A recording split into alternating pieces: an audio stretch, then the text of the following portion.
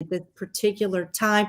And, we're live on Facebook and Restream, and we're going to go, we're hooking up to Telegram and Hulu, and we're going to do all this great vlogging. So the channel is going to be expanding.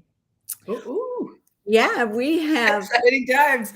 I know, right? We have in the house tonight one of my spiritual friends. Boy, we've known each other for a long time. Her name is Jewels Rafter.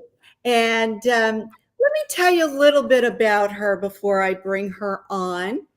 Let's see. My friend, she's awesome. She's known as the Canadian psychic treasure. Can you believe that? Yeah. And she is an international psychic medium, a relationship coach, international best-selling author from Canada who specializes in relationship coaching, clairvoyant readings, and psychic readings, Reiki, intuitive guidance, and spiritual counseling. And she's been on various US and UK radio shows. She's also appeared on Canadian television shows many times. She's also owned her own radio station internationally. And she believes that readings are not a one-time fix, but rather an opportunity to connect with spirit and find guidance along your journey. Her approach to coaching and connecting with spirit is down to earth. She's got a lot of humor and a lot of wisdom. She's loving, she's open, she's our Jewels. And I want you just to put your hands together and give her a warm welcome here to 27 Degrees Sag. Welcome, Jewels. Thank you so much for having me. I have been wanting to do this for so long. When I knew that you had a show again, I was like, oh, yes. So this was for me a blessing in disguise. So thank you so much for having me, Kimla. It's again, being surrounded by good spiritual people is such a beautiful energy to be around. It is. And we've done so much together. I have to bring on our book. Oh my God. It's already been a while. Light. This was a wonderful group of light workers that got together by the grace of Jewels, and she compiled all of these wonderful spiritual stories regarding actual happenings with the angels and how they guide us through everyday life. And I have a wonderful story in here regarding Archangel Michael, how he's helped me through my readings, and also Archangel Jophiel, who is the Archangel of Feng Shui. So that's really kind of fun. And you have such a wonderful collection. And the group got very close. Absolutely. We did. We got very, very close, and it went international. So it's an international best-selling book, and you can get it at any booksellers, Amazon or Barnes and Noble or anything online. Yeah, in Canada, we have it at Chapters or Indigo, Walmart, online, Amazon. So a little bit here, there, and everywhere. There you go. So here's our book, and it's just a fabulous project that we worked on together. And also, Jewels had a radio station, and she was kind enough to get me on as well. So we did that for a while together too. Yeah, that was fun. It was awesome. I really do miss the team from the radio station. It was so much fun. And everybody had something so different to give, right? Everybody had a different skill, different abilities, but it was like a family. And I miss you guys so much. I have to be honest. Oh my God. I know, right? And the fun thing about that was that, we sort of all had the same frequency. Even though everybody had different talents, we all had the same frequency. So I agree. Yeah, we all got along very, very well. It was, and it was really cool. It didn't take long for friendships to form like really quickly, right? I mean, I think we were online chit-chatting after shows, Oh my till all gosh. Yeah, hours that of the was the night. best part after. It really was, the stories that came out at that point. Well, Uh, our friendships just grew and grew, and they're still in place to this day, or Absolutely. you wouldn't be here, right? Exactly, exactly, and it's so wonderful that, everybody's expanded in different areas as well. Watching Tracy and watching yourself and some of the other girls, I was like, "Oh my God, it's fantastic to see this spiritual growth on all levels for everyone." Yes, So it's fantastic. absolutely. Yeah. Yeah, I know. It's just a good thing to kind of keep track of and watch everybody kind of adventure into and explore into new spiritual avenues. And yourself, tell me a little bit about the love relationship counseling and the Yes, coaching that you do. absolutely. So it's been one of my passions for many years. And I have a lot of my clients that I've coached and counseled over the years that have come to me with relationship issues, and that we're always like, love and relationships is often that big theme when people come for readings or coaching even. And I kept getting the ladies with the same patterns, the same problems. And I was like, look, I've been guiding people through spirit. So for me, it was just taking it to the next level, where I had done life coaching for, almost 20 years. And I decided, hey, I'm going to throw myself into relationship coaching. So I got certified in that, did some training. And this full blown passion has come out, where I absolutely love, and don't get me wrong, I love doing readings and connecting with spirit. But when you step into your truth, when you step into your real purpose, it just flows. And it was one of those things where things were just flowing to me, and I kept connecting with people they were either having relationship issues, or they were looking for their perfect partner and it never happened, and they're just like so discouraged. So that was my focus, and that's been my focus for the last few years. I've been doing tons of coaching and tons of relationship coaching, which even sparked, I had a TV show in Jamaica for about 6 months, and it was in Jamaica, and it was on J Bell. And this is it's a local station in Jamaica, but it's broadcast across the Caribbean and on the cruise ships and whatnot. So I connected with so many other people, and the show was called Jewels, the Love Coach. And basically, it's all about that love, relationships, connecting on a soul level, and that's where my passion has been for the last few years. I was been a medium and a clairvoyant for, professionally for 25 years now. So this was the next step for me, to do something where I could actually feel like I'm helping people. I felt like I was becoming a matchmaker. It was like, "Woo, this is so much fun." Oh my gosh, that is fun. It absolutely is. And that's what I've been doing for the last 2 years or so, really throwing myself into the coaching and the show. And now I've just taken a break from the show to have the summer off to reboost my batteries again. But it was so much fun. And I plan on, continuing down that route, because myself, I was lucky enough to have some really interesting relationships in my life as well. So I could be very, empathetic to everyone going through these challenges. But because, I did a lot of inner work on myself, what showed up when it was supposed to show up at divine timing was my perfect partner for me. And that's what I'm teaching people as well, is how we can shift our own vibrations, how we can shift our own circumstances to attract in higher caliber partners, and partners that are our vibrational match. And that's what's important. It's not what's on the outside. When it comes down to it, is, do I resonate with this person? Is this person I want to, have a long-term relationship with or grow old with? Or is this just, flash in the pan? Which, there's nothing wrong with that. Some people, that's what they're looking for. But for those that are looking for deeper relationships, they want to take even their marriages to the next level, that's what I've been teaching. And that's what I've been throwing myself into for the last 2 years. Wow, I love it. I love that so much. And the funny thing about being an astrologer is that, timing, you can see when you're open, you're vulnerable, let's just say the universe is supporting you in that direction. And then there's some times where the universe is supporting you to do your inner love work. and to kind of align yourself in that way. And that's kind of, what I've noticed anyway, because, Yeah, there's lessons to be learned in partnership. absolutely.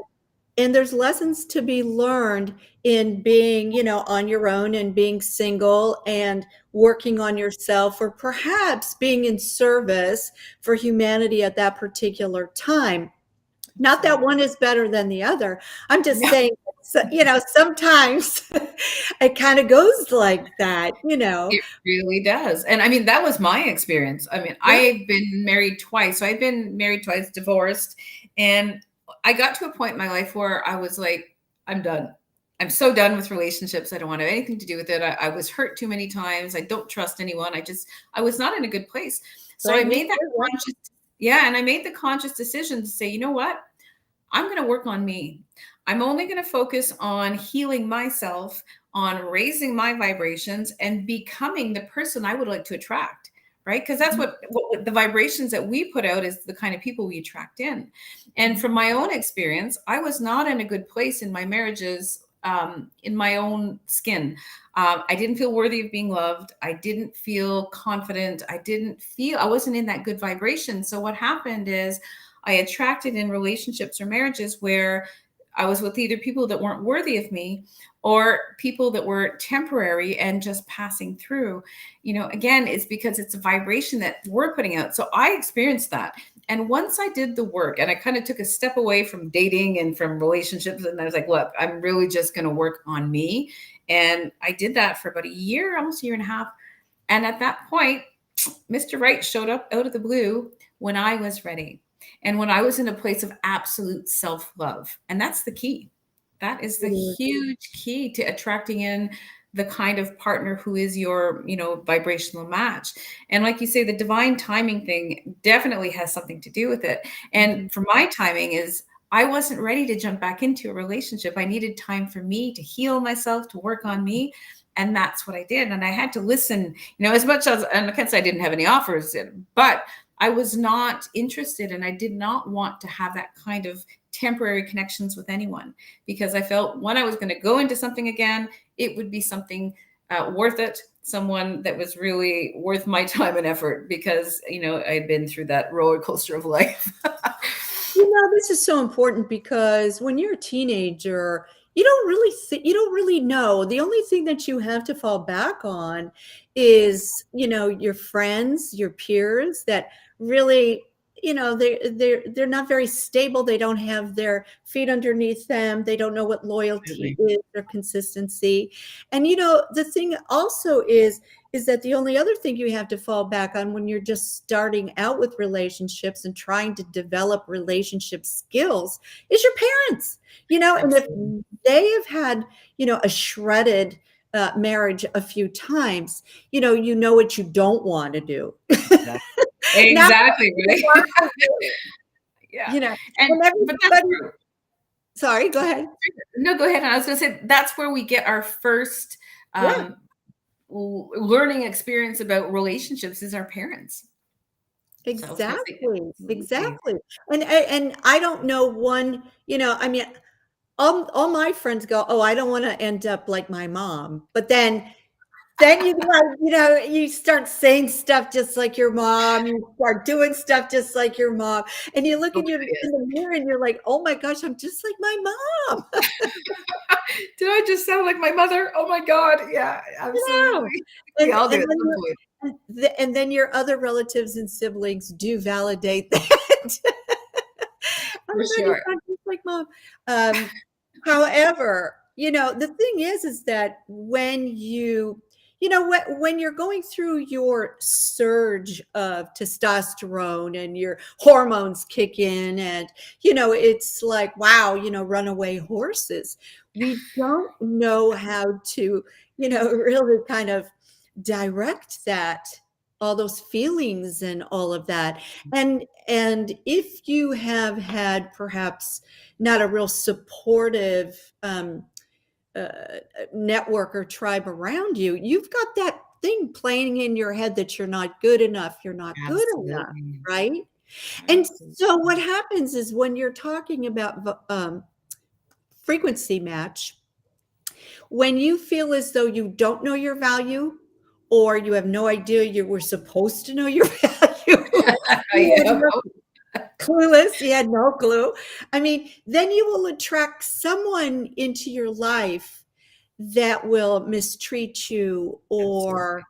um, or kind of what do you call that when you polish a diamond? It's like they're going to rub you the wrong way. Like the stone in your shoe, right? Yeah. They're going to rub you the wrong way until you stand up for yourself, and then it you consciously grow this value, and you come to know that, oh no, I'm worth more than that, or Well, whatever. hey, it took me 45 years to figure that out. So, I mean, don't feel bad, anyone out there that's still looking.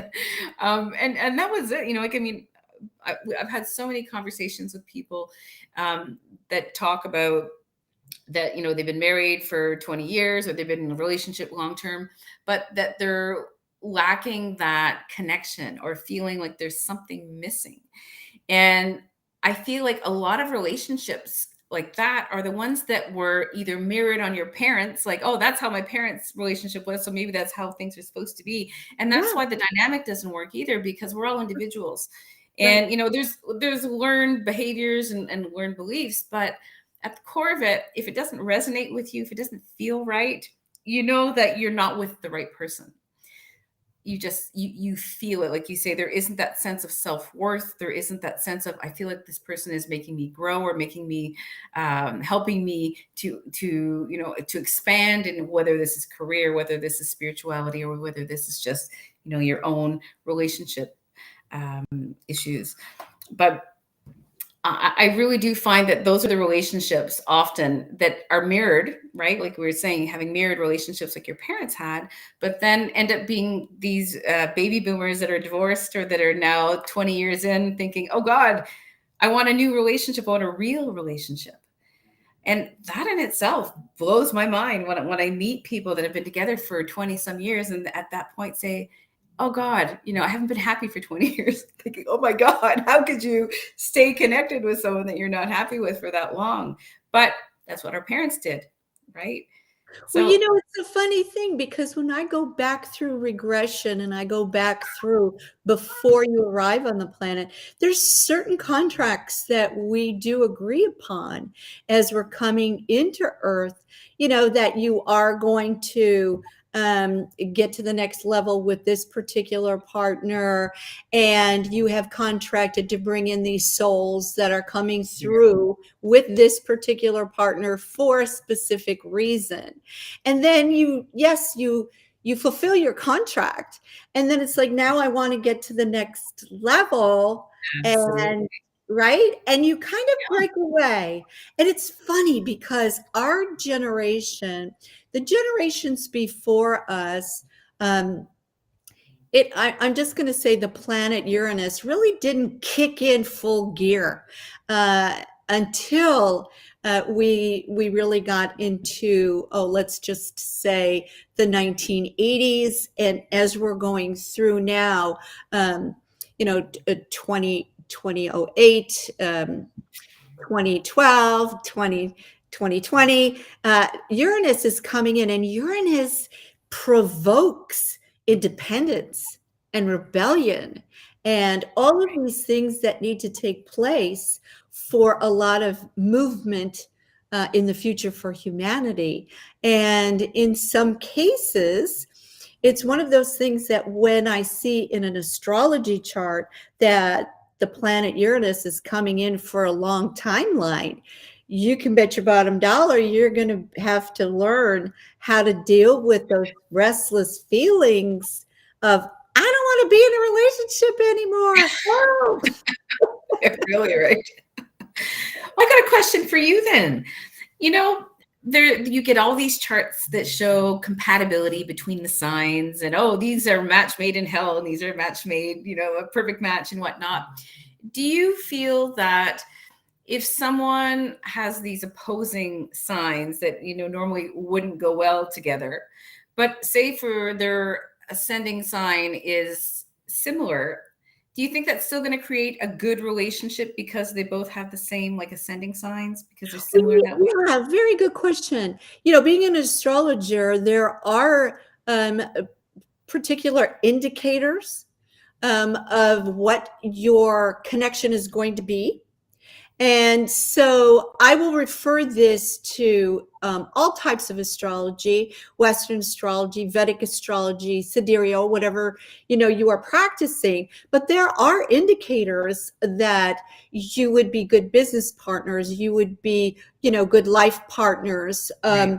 And there's also indicators that you will have an amazing sex level that you're connecting on, but you won't be able to talk to each other the next morning. Yeah, right. Fun. Yeah, there are indicators like that.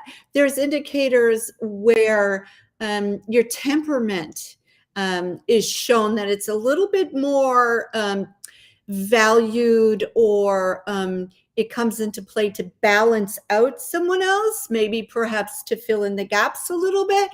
And somebody else is impatient, they want it now, let's go. And the other person's like, let's take it step by step, Right. and we're going to get there, and so they work together on specific things. And that is where what I call matched marriages come into play.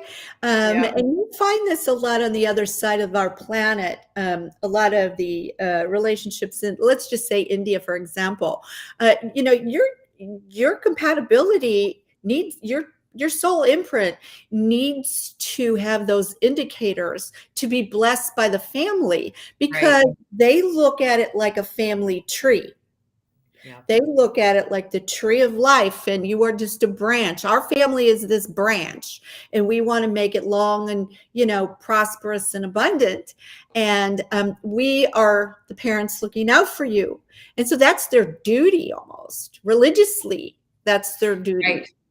Right. And yeah, and see, we don't have that concept sort of in our skill set here. But I So think that's because on this side, we don't really like to be told what to do or who to marry. It's such an individual thing that the concept of someone else choosing for you is almost scary. Like, oh God, no, I don't want my mother to choose for me. She's going to choose someone like, right? So, but I think it's just that, it's such a different way of, it's a completely different culture that, it is, it's yeah. acceptable. And many countries, are like that. And that's just normal, right? People accept it. Yeah. And there are great marriages that do come from that as well. I don't think it's all, Oh, yeah. forced and it's awful. I think there are some connections where the parents do get it right. And, it's a really good connection. I've met many couples from arranged marriages that are super happy and that are, compatible, like you say, completely in many ways, same values, same kind of ways of thinking, ways of raising children. I think it does make a big difference, right? I mean, opposites Oh, yeah. attract, yes, but I think that's a lot more on a sexual level than when it comes to, life partner. And there's also indicators in charts that indicate that no matter really, let's just say, no matter how many times you say I do to the same person, doesn't really mean you're going to be monogamous. It's very True, hard, very true. very difficult for some indicators in a chart. Their willpower is just not there, but they're a very good working partner. They're a very good Yeah. working partner, perhaps a good provider, and someone that will keep the ball rolling. But when when when we are not, let's say we're still working on ourselves, we don't have a clue what we want to do in life, we don't know where our talents lie, we have to kind of rely on everybody else telling us and everybody else validating us. Yeah. um, you know the kind of partnerships that you do attract during that time, I think it's really important, not so much the sex education about it, but really the relationship issue Absolutely. and how to develop relationship skills when these kids are reaching their teens and really, ready to run like wild horses together, Absolutely. Absolutely. Wild horses. Go. I think I got that from the Rolling Stones. I'm not sure, but I could have. I I love it. Oh definitely no. could have. So when you are, doing a psychic reading and they want to say, "Oh, how can I get him back? What can I do to get him to return?" What's your counseling and your advice on this? Well, the thing is being, it's like being clairvoyant. When I'm talking to people, I read voice vibrations and energy. And when I start to do that, I just start to see things. Like, obviously, I see things in my head. And often if someone is asking me about, another person they're involved with, I will either see them like hands connected like this, if it's a solid thing, or I see them only standing side by side, and it could be one standing far behind or one back to them. I see people how they are in that connection, because how I ask is I'll ask spirit and say, look, what's the connection here? Is this a good connection? Is this a life partner? Is this just a passing through? Is this a life lesson relationship? And I'll ask. And people know me. I'm not blunt, but I tell it like it is. I don't fluff it up. And if I feel like, look, I don't see this person being your life partner. I don't see this person growing old with you, but I see this is an important relationship. And, you have to, and there is time invested here and it's not for nothing. So I do tell people, and if I don't feel that that connection is going to bring them anything else but heartbreak, I will be honest. When they ask that question, like, how do I get him back? And I do get people that ask that. And there are situations where there's been a miscommunication. They didn't, something happened and one person understood completely wrong, and that happens in the heat of emotion sometimes. And then how people relate to conflict as well is very different. Some people grow silent and don't talk about it, and then others just fight constantly, right? So it's about finding that middle in between. If this is a partner where you have a very mature relationship where you're able to communicate openly, talk about what happened, then if I see that there's opportunity for both people to work on themselves and change, absolutely, I'll say, do what you need to do to work on yourself and let that person work on themselves. And when the time is right, then you'll reconnect. And again, like we're talking about divine timing, if it's supposed to happen, you'll reconnect at the right time. And that's what I usually tell people. You can't force anyone to come back. That there's no magic spell that is going to work to bring someone back. And any magic spell that anyone buys online or gets someone to do is only a temporary fix and will backfire, because you cannot force someone to love you. You cannot force someone to come back to you. And if you do, there will be karmic consequences, believe me. And it will be only a temporary relationship. So, it's not worth investing energy into something that is not going to, help you grow or as a couple. If this is just going to make you go backwards, then I'm definitely one to say, don't go there. The past is the past for a reason. Yeah. It was funny because when I was very, very young and I on my own, and I wanted to go to college so badly. My parents only had the money to send my brothers to college. And the little bit of money that they had, they were going to invest in marriages for the girls, for the wedding. My Yeah, God. we're gonna pay for the weddings, and then the boys got the college. Swear, this is blue collar country I was raised in, Wow. And I was like, but I'm the only one that wants to go to college. Nobody else It's wants not to. fair. This is so not fair. This is so not fair. I'm a girl. And No, I I was hear you. like, I oh my hear God, you. I felt like that. And then I found out, well, I'm of the, elderly population here, but Oh, you're way not back elderly yet. when, God help me.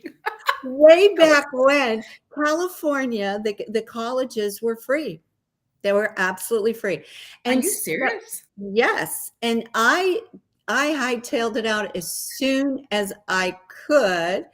And Oh, and I went and I applied for college. I could only get into a little junior college in the beginning, but I did it, and I waitressed, and and I really wanted to kind of expand my knowledge and all of this and that. So as you're young and you're out there and you're struggling, or maybe you are in school, you can get drawn into many, many relationships. absolutely.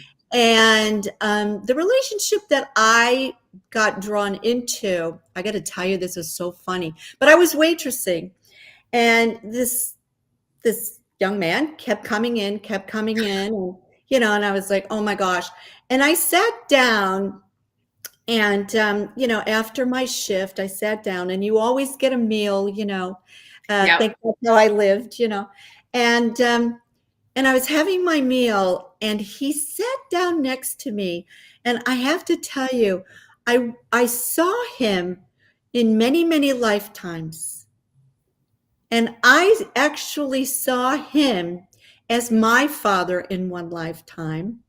And I saw that, he and my mother went traveling around and doing everything. And I was left at home in a very beautiful castle in Spain, but I was left at home Oh for a long God. time. And I looked at him and I heard in my head, you're going to have his children. And I was like, oh, this is the guy? This one here. Are you sure? Well, Oh no, I want that. Yeah.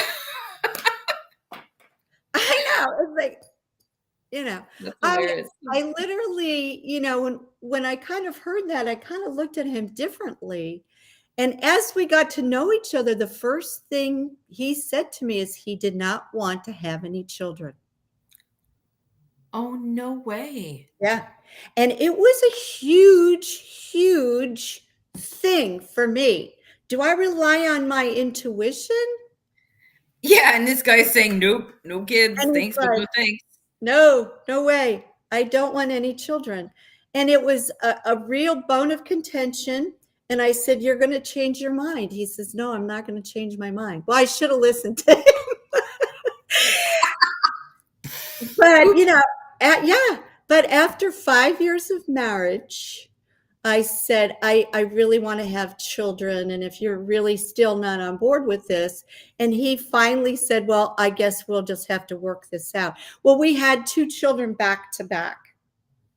And he was overwhelmed, couldn't take it. And we ended up separating and finally got a divorce.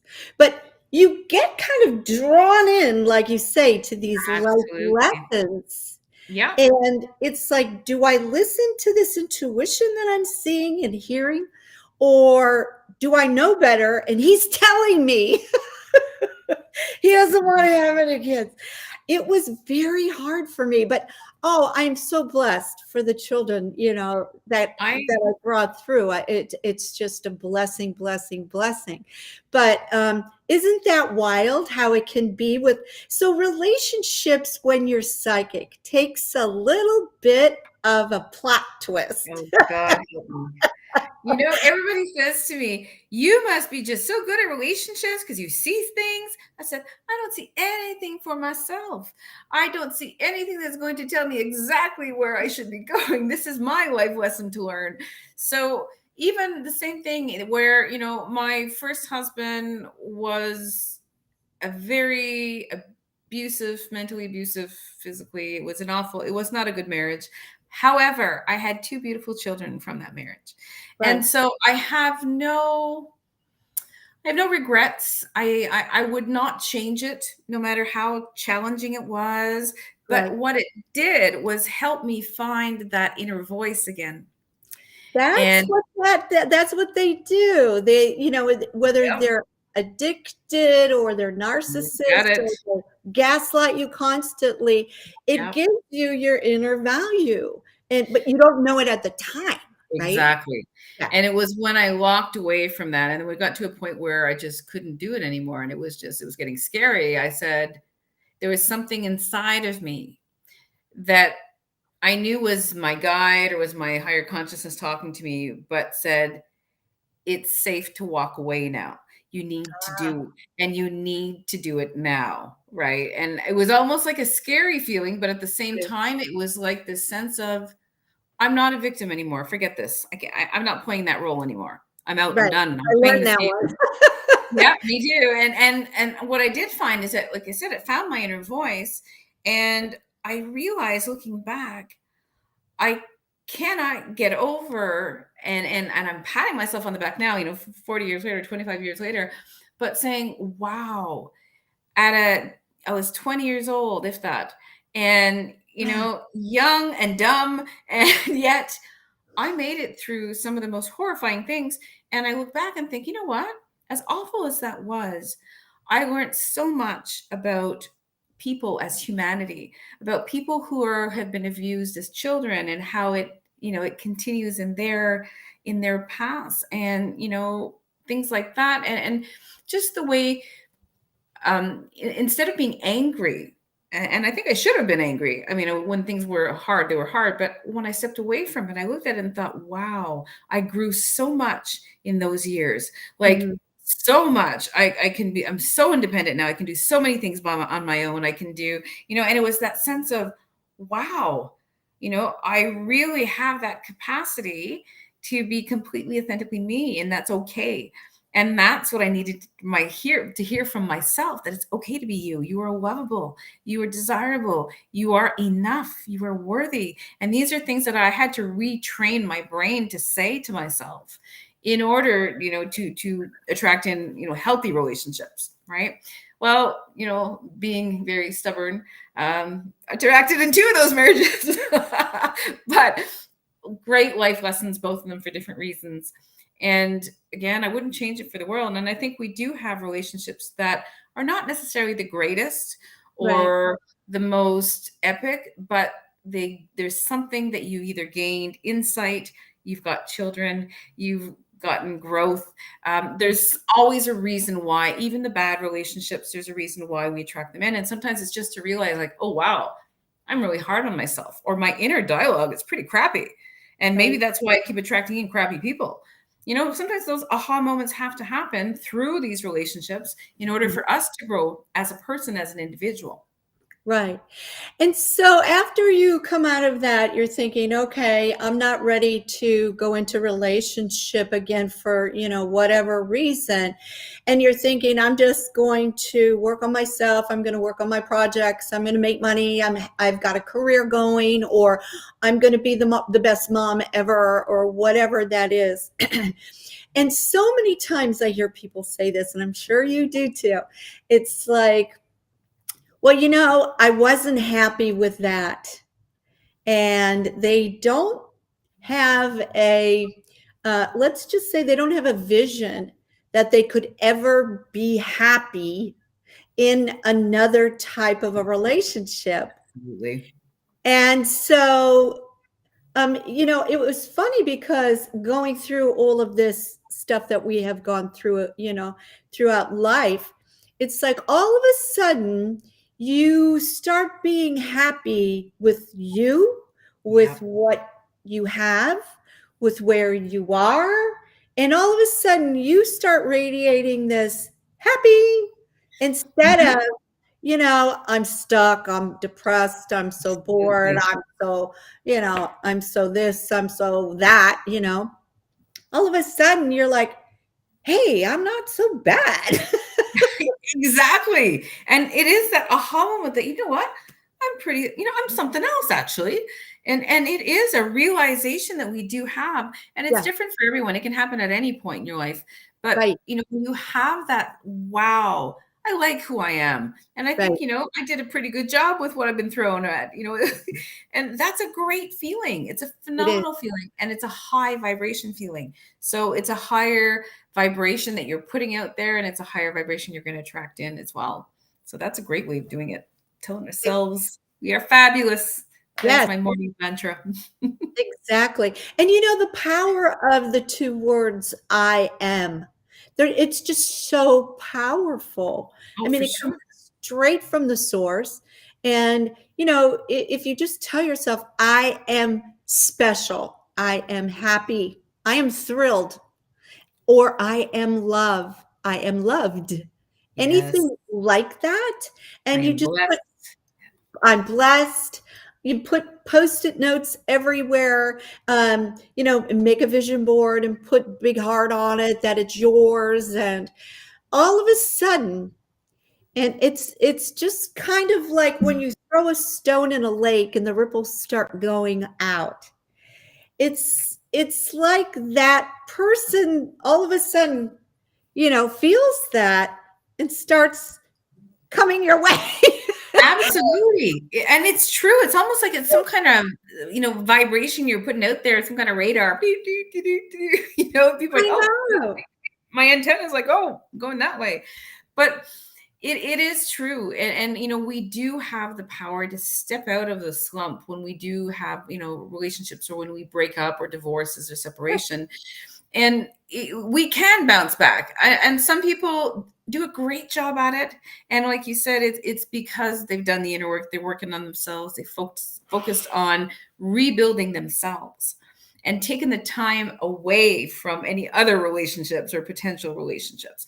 And I think that's a great thing. One of the things that really helps people to heal when you're walking away from a relationship, and that's the hardest part, is often just letting go, right? The daily routines, Right. the texts, the calls, the routine restaurants every certain nights. Like, there's all these things that we're not just mourning a person, but the whole relationship and everything, all the goals and dreams we had for this. And what I tell people is, you can't go from being absolutely heartbroken to happy clappy the same day. Like, you can't. It really is kind of like, I say, it's like an emotional scale of steps that you have to kind of go through. And when we're in a place of absolute despair, we have to find something to raise our vibrations just a little bit. We don't want to go to happy clappy because that's too much of a gap between the two of them. But just, shifting up your vibration. So if you're in that place of absolute despair, what can you do that brings you a sense of comfort, that brings you a sense of peace? Some people like to soak in a bathtub, or some people like to sit in the sunshine and just, lie there, get some sun. Others lie in a hammock. It could be it's different for everyone. But just finding something that makes us a little bit more, not at such a low vibration emotion, but going up more, because it's comfort energy, right? So just by doing something that brings you comfort, or that gives you a sense of peace, even if it's only for 5 minutes, you are helping to reboost your vibrations and to shift one step away from the despair into sadness. Okay, I'm sadness, but that felt good. So it's doing these little things for ourselves that's going to help us to rebuild ourselves and get to that point of, yeah, I could kick butt. I love who I am. You'll get there eventually. But when we're in that place of, mourning a relationship or being in sadness, the only way to get back and to heal is to slowly do the things that bring us joy, that bring us peace, that bring us calmness. And if that means staying away from everybody else for a month or two, then you do that. I mean, I'm not saying don't just fall off the face of the earth and everybody's like, what happened? Where is she? But give people a sign of, look, I just need some time for me, and I'll be in contact, or, I'll let you know if I'm okay. That's all you need to do. But for some people, it's about, getting it out, the frustrations out, working out in the gym, going for a run, going for a walk in nature. There's many different ways of doing that. But as long as it brings you a sense of inner peace and calmness, and I'm not talking about drugs, please, I'm not going to start talking about, don't go get drunk and take drugs. It's not going to make it go away. It's only a temporary Band-Aid. So just know it may feel good at the moment, but once you come off of it, you're still going to feel even worse, because it's a serotonin levels doing this. So believe me, the best thing Well, to do is take care. sometimes, yeah, your breakups are just so traumatizing. They And are. maybe they're just out of nowhere, like a big surprise, or maybe it's a big explosion, of, all right, that's it, Yeah. I've Yeah. had whatever. But the Right. thing is that, once you tear it apart, it's almost like you're grieving because there's a loss of not only that person in your life, but there could be a loss of your lifestyle or where you lived, or Yes. you Your know friendships. or cooking for someone else, or it could be, your money that pulled together was so much better, or that was your best friend. This is just like a transformational death and rebirth we're talking about here. Absolutely. And And it is a new beginning.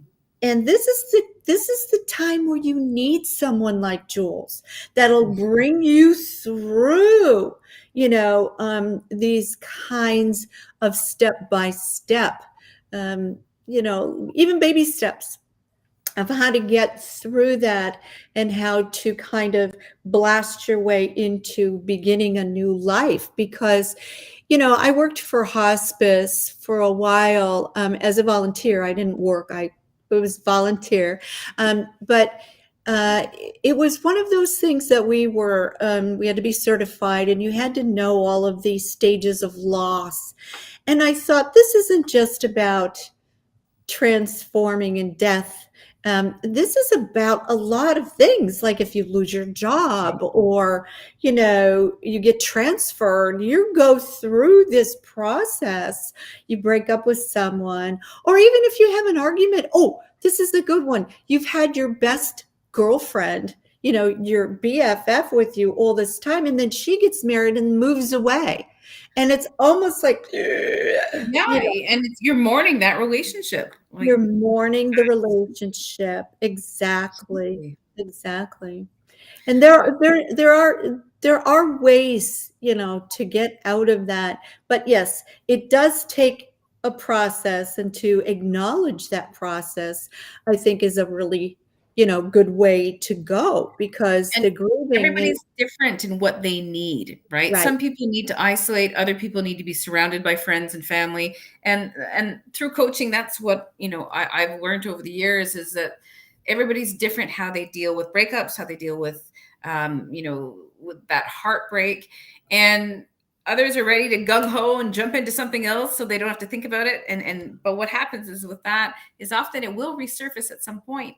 And it Mhm, can be when you're in a new relationship, and mhm. mixed feelings will come up and things like that. So working through that is the best way. And one of the things that I always stress to people is, give yourself 3 months of no contact when you split with someone, Wow. because it allows you the time to heal. Because if you're continuously talking, texting, calling, you're not allowing each other to heal, and you're not allowing each other to transition into this new state of being, because it's a shock. It's like you say, Yeah. there's so much we can lose. So you have to allow yourself the time, to heal, to rebuild. And 3 months, if after 3 months you still really need to talk to that person, I'm willing to bet you that you've done the work, or at least you've done some healing. And so when you do have that conversation, it's probably not going to go the same way. And you'll be probably in a different state by then. So allowing yourself that time to think it over before panicking and calling and threat, some people go into panic mode and they don't want Oh to yeah. lose a person. So it's almost stalking. And you have to allow both people to have some kind of peace of mind, some healing. And then after 3 months, if you really feel I need to talk to them for closure, then you do it. But I mean, for myself, that's one of my rules I've always done, and it's helped me to move through things without the constant reminder. I'm not checking their social media, I'm not calling their phone, I'm not texting, I'm not looking for them to drive down the street. I'm really allowing myself that place to rebuild, because that's what you have to do. We have to rebuild. We do give a part of ourselves when we're in relationships, when we're in love. So Yeah. it's like losing that part that you've kind of handed to someone on a plate, that vulnerability of, here, I'm giving you my Yes. love, I'm giving you, but now you're like, not good anymore. So again, there could be feelings of resentment. There could be feelings of Jealousy, there could be many different feelings, but not working through them is the worst thing you could ever do. So after 3 months, then if you want to go dating, go wild, do your thing. But that, I say 3 months is usually what I suggest to people. 3 month rule. Okay. Let's see. Exactly. Everybody's different. I saw one of the comments in the chat room saying, I've always got 1 month apart for each year together. That is a good one too. Mhm. Then again, if you're together 20 years and 20 months is a long time to step away. But exactly, everyone is different. And again, even through my coaching, I don't have like a cookie cutter type plan for everybody, because we're all individuals, and how we relate in relationships is very different. So again, it's a different process for everyone. But there are good times, not just separation and mourning, I promise you. Well, I've heard so many people talk about, like the little butterfly, or the jumping bean, or whatever you say. They're in a relationship and then they're out. They're in another relationship and then they're out. They're in another relationship, and so they kind of get the forever bachelor, tag, or the girl is the soup du jour, whoever they have on their arm. And it could be, at every Christmas, she brings home the new person. See if they pass the test, or whatever that is. Do you think it's an indication that they have not done their inner work enough? Or how do you Absolutely. feel about that? I feel like when people are jumping from one relationship to another, they're trying to fill a void. They're usually trying to feel something within themselves that they're not feeling fulfilled. Yeah. Because if you're not staying committed, if you're not putting your time and energy into one thing, it's because there's something that's continuously eating at you, or feeling like you're missing out, or there's something, that's not right. And that is usually a sign that we're not in a place to be in a relationship to start off with. We're not in the right headspace. And it's usually a sign that we have to do some work, because, and not that we shouldn't be going through relationships like we go through underwear, but some people do. And it's often a sign of an imbalance, or something lacking, or something missing within themselves. That has come, so often I've seen that. And once you do the inner work, once you start to ask yourself the right questions, then, things shift. And, some people are not meant to be in a marriage or a long-term relationship. And that's based on their personality, what they want, their desires. And that's okay. There's nothing wrong with that. But if you're not on the same page, that's where I see a lot of issues. Women that are just dying to settle down and dying to have that one propose and have kids and have the whole picket fence and marriage and house and whatnot. There are women that want that, and there's nothing wrong with that. But make sure that when you do connect with someone, you both want the same things. You cannot force someone like Kim would. You say, "Oh yeah, I want kids." Don't change your mind. Happens, right? And it's true. We do, right? We want this, we love this person so much, or we really feel like they'd make that perfect partner, that we have those glasses that are like, oh yeah, and the person's like, and all we're seeing is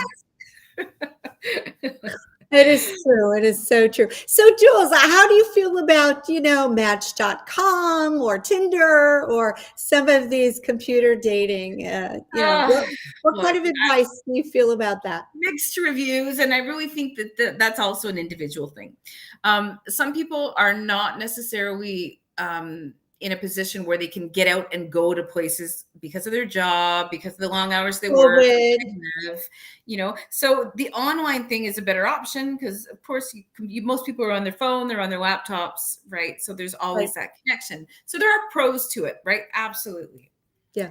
However, there are so many scammers and so many people that are there also looking for temporary flings.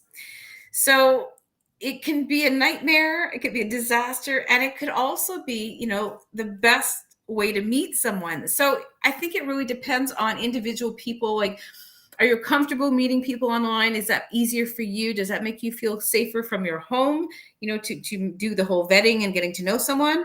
Or are you more of a social person that wants to go in person? And if there's like chemistry, then you're like, yeah, okay, I want to invest in this, right? So I think it depends on the person. For myself, I've heard so many horror stories from clients and frustration from clients meeting people who aren't who they say they are, or they say one thing on camera or on their profile, but when they meet, they're 20 years older than their picture. There's a lot of inconsistencies. People want to, I think, with the online thing, people want to come across as being desirable, as being someone's possible option, right? So they're trying to put their best side forward, but if there's no honesty or truth, they're hoping for the best, right? Do you have a timeline? Do you have a little time set on how long you should chat online before you do meet in person? I usually for like, if you're looking for something serious, I would say give it at least a month of getting to know each other on not just one or two messages, but phone calls, maybe FaceTiming, maybe texting, but getting to know the person. And who are they? Where do they live? What is their background like? What are they like? Really getting to know someone, not just, oh, he's hot, or oh, she's hot. Like, that's great. You can have that physical attraction, but if you're looking for something serious, get to know the person at least for a month. And then I'd say at that point, if you feel safe, if you feel like all information matches up, because women are the best FBI agents, I'm telling you, we can find out information better than the FBI. Ask a woman who thinks that her boyfriend is cheating. I'm telling you, she will find out things that no FBI can ever find out. So I can validate that. Yep. So, but I'm digressing here, but nonetheless, I think, a month is a good time to really get to know someone. If you're looking for something very casual, friends with benefits, people, and I'm not judging, believe me, some people just want, just casual encounters, then it's at your discretion how comfortable you are doing that. But if you are looking for, that serious relationship, I don't necessarily think that online dating is always the only option. What's really missing there for me is, and there's a lot of people that they're more sensitive than they realize. They're more of an empath. They're more light worker than they even have any clue. And they're very sensitive to someone's vibration. You don't really feel that. I mean, you can feel that, but you don't really get into someone's energy field unless you're in somebody's energy field. And something that is really, I think, the key too is our senses, and the sense of smell. The smell of a person it can be a deal breaker. Absolutely. And you already have smell-o-vision, but I mean, when you're in a person, when you're, talking to a person on, on camera or whatever, totally different than when you're standing in their energy field and and the pheromones are hitting you, and you can really smell them. When you get next to them, you can smell them. And whether you want to admit it or not, it's all part of the attraction. It's all part of something that is on your frequency level, right? Yeah. So it's almost like there's a missing element, right? With the web thing. I get it. Like, for me, I'm a people person. I'm very much, and like you say, the whole energy. I read people's vibrations energetically. So to have someone standing in front of me, I'll know right away within 30 seconds, this is someone I want to get to know, or no. And, again, like you see, that screen, that safety of the screen of someone, wanting to portray that there's someone else. And I had seen one of the comments in the chat room made me laugh. She said, I only dated one guy from one of those sites, and he said he designed rides for theme parks, but it turned out he was playing Nintendo games. Right, that's his perception on what he's doing, right? So again, there's this element of never really knowing who you're meeting, behind a screen. But again, life is busy. People have busy schedules, and not everybody has that ability to get out to places and meet, in person. So I think it's a good way of getting to know someone you wouldn't normally get to know. Yeah. But Another thing is that when you're, talking one-on-one with somebody, it's one thing. He's going to impress you. She's going to look gorgeous. But when you get into a social situation, you get to see how they treat others. Exactly. And that's huge. That's like a huge key. How do you treat the waiter? How do you treat, if you get a call or whatever that is, Absolutely. it's really telling. How do they interact socially with the people around them? Are they abusive? Are they disrespectful? Are they kind? Do they pull your chair out? I mean, all of these things really do matter. So I think it's good, like you said, for meeting, but you got to do the better options online. I mean, there are other options online. And what I say is, if you're on social media, join Facebook groups of people who have the similar likings. Like if you're someone who loves a certain sport, join one of those groups. It's a local group. Or, it gives you that opportunity to connect with people without being a dating site. And you can get to know someone by their comments in the group, how they interact with other people. Again, you're getting to see not just a profile picture, but exactly know what's happening. And local groups, like there are, local groups for people who want to meet in person, local meetup groups. There's so many different things that you can be doing. And what I tell people is like often what happens is that when you're in this point of, if I'm single and looking to meet someone, but I'm focusing on me and I'm going to dance class and I'm doing this and I'm doing that, what's often going to happen is at that dance class, you're going to meet a partner. Or if you go to this bookstore every Friday night, you'll probably end up someone who goes there as well on a regular. And it's not coincidence, right? When we're doing the things we love, or we're connecting with people who have a similar mindset or similar vibration, we have more opportunity to connect with these people without having to go through these online profiles. So that's always another, other way to meet people. If you're still having to do it online, do it through social media, through groups, instead of dating sites. Great advice. That's very helpful. We are at the end of the hour, my love. How can they get a hold of you, Jewels? Where are you? I'm everywhere. So I'm everywhere on social media under Jewels Rafter. That's Jewels, like the jewels, Rafter. And either jewelsthelovecoach.com on my coaching site. And this is really about relationship coaching and how to find love if you've been looking for years. I also have programs and workshops on how to attract in your perfect partner. And also on OHM Readings, that's OM Readings, OHM Readings.ca. And I do my readings and healings and all that other energy work from that website. But I'm on Instagram, I'm on Facebook, I'm on TikTok, I'm on Twitter, I'm anywhere on social media, basically. I just want to show the book one more time. Guided by the Light, Following Your Angelic Guides. This is our book that we compiled. Yes, we had fun, and I contributed. Jules compiled it, and it's an international best-selling book. You can get it at your favorite bookseller. And I'm doing an online astrology basic 101, and it's going to be by Zoom. Tomorrow is the last day for registration. You can go, you can find out all about the language of astrology, and you can learn about your indicators as far as your romance and your love life goes at kimlalowe.com. This has been so much fun, Jules. Thank you so much for having me. Much for your time. We love you. Come back soon, and our best here, and sacred blessings on your sacred new space as well. Thanks so much for coming along with me for this hour, Shady D and Augie and everybody else, KM. Thank you so much for coming along. I know Carla's listening, Sheena's listening. My love to all. Until next time, may the angels protect you and guide you. Good night, everyone. Good night.